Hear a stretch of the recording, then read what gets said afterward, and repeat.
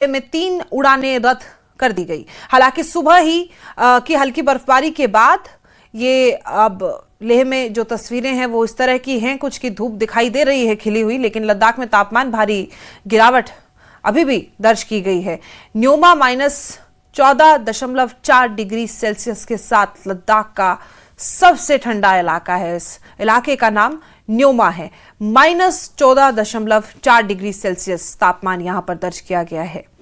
लेह में न्यूनतम तापमान -9.6 और करगिल में -8.4 डिग्री रिकॉर्ड किया गया है। प्रशासन ने लोगों को ठंड से बचाव के पुख्ता इंतजाम करने की सलाह दी है और लोगों से सावधानी बरतने की अपील भी की गई है। साथ ही हालात कुछ ऐसे हैं कि तापमान माइनस में पहुंच रहा है, लेकिन प्रशासन मुस्तैद है।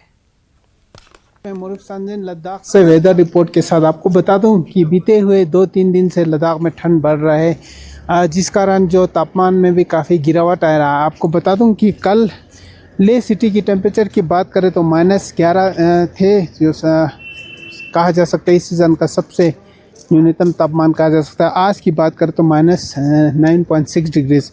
उसी तरह जो कारगिल सिटी का जो कल का टेम्परेचर -9, आज की बात करें तो -8.4।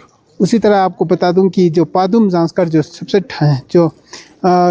पादुम जांस्कर का जो टेम्परेचर -11.6 डिग्री, आज की बात करें तो -12। और सबसे ठंड इलाका लद्दाख में रिकॉर्ड किया गया है वो न्योमा है।